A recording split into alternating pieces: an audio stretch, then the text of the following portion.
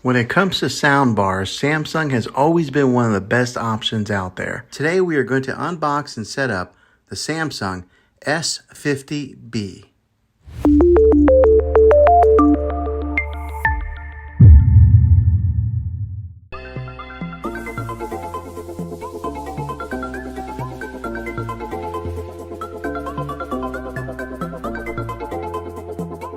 Okay, so here's the front of it, and on here you'll see where it's got the branding nameplate. There is a speaker with a soft covering right here. This is the back. It's got the big old hole here for the subwoofer outlet. The power cord goes here, and then here is an ID set button that you push here to get it paired up with a soundbar. All right, so let's see what's inside the bag here. The bag full of goodies. So they give you the power cables for one for the subwoofer, one for the soundbar. And good, they give me an optical cable here. I was kind of wondering that if I was gonna have to order this separately, because a lot of times some of these companies will save costs by not sending you the right cables that you need. But here's the optical cable that I'll use to tie this in directly into the TV. Here's the other end of the power, plug in the soundbar. A lot of times these square parts here are so beefy. This one kind of a medium size. The user manual, I don't know who reads these things.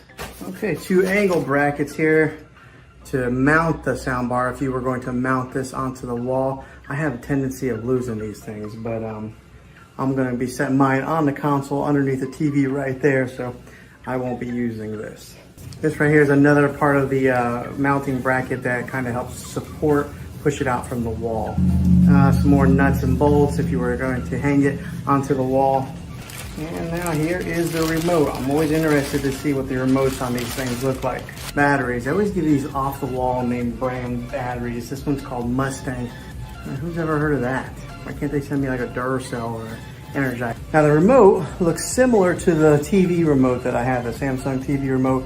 Let me show you the difference. Here is a TV remote right here, soundbar TV.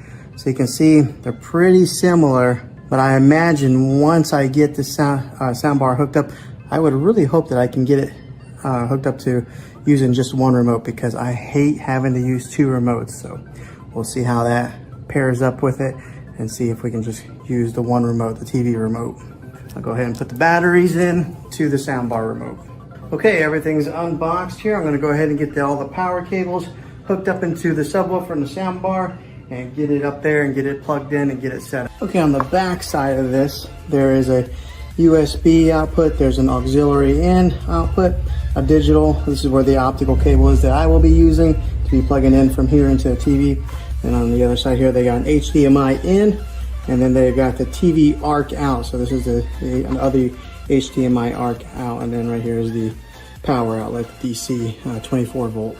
This is all on the back side. Okay, everything's all hooked in here now. Soundbar is displayed underneath the TV. I was a little bit concerned about that once I got the soundbar on there, because I didn't know how high it was going to be to the bottom of the television there. And it's like right there, it's almost perfect. And then I got a little bit concerned to see if the sensors would still be able to read a remote control, but it's fine. I don't even know where the sensors are on that TV. They're really hidden and discreet, so I don't know if they're in the screen somewhere. But now whenever I turn up the volume, you'll see it says AV soundbar. It automatically recognizes the make and the model of the soundbar. There's a plus symbol that lights up on the corner. So it signifies on the soundbar and it signifies on the television. Okay, the subwoofer is connected to the soundbar. Let me tell you, I've never experienced such an easier setup process than this right here. The way this works is once you plug in the subwoofer right here, it automatically connects to the soundbar right away. So that you don't even need to push in the button on there to pair it. It automatically did that. And one of the ways that you can tell if it is paired is on the back side of the subwoofer. You'll see that there's a blue light right there shining. So that means that it is connected. Another little bit of information: if it is blue, that means that it is connected. If it's red, then that means that there's an issue in the setup process. And if it's blinking blue and red together, then that means there is a malfunction. So make sure you watch the indicator light. But I don't think you should have any problems if you're hooking this up Seems simple enough. Now you are able to hook this up wirelessly via Bluetooth, but I mean, if they give you one of those optical cables, I really recommend to go direct line in. Sometimes you never know what kind of issues that you'll have going through wireless through Bluetooth technology. I know it's pretty solid, Bluetooth is, but if you can go wired in, definitely do that. So that's what I did, wired in. Okay, so the good thing is we were able to use the TV remote for the soundbar and TV together, so I will only be using one remote. No need to have two different remotes, one to run a soundbar or one to run a TV. Everything will be accessed through this one right here. This is the TV remote, so I like that. Less remotes is better. Okay, so we're gonna do a little sound test to give you guys, I know it's gonna be hard for you guys to really tell, maybe, depending on what kind of sound system that you have, if it's coming through your computers. But I'll give you guys a little test of what it's gonna sound like. And I just did a little trial run. Let me tell you, it is a big difference between using a soundbar and just using the speakers on the TV.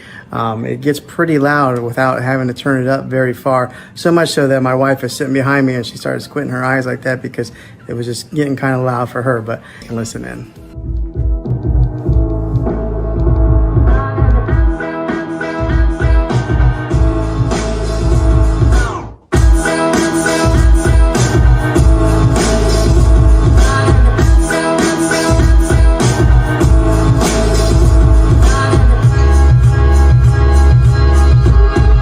Okay, so that sounded pretty good. I'm very pleased with this purchase so far. Sounds like it's going to be a really good soundbar. Now, something to note here, the bass there, it pushes out through the back. In my particular surroundings, I've got it on a cornered wall right here, but when it pushes out, it kind of travels up, so we could hear the bass really well. I know everybody's environment is going to be a little bit different. I do have a higher ceiling, so some of the sound that comes out from the top of the speakers is going to have to travel up quite a ways to kind of fill the room, but it does push out from the ends here. We can hear that perfectly fine. So if you do have a lower ceiling, you should be able to hear it and get all that rich sound that comes from this sound bar.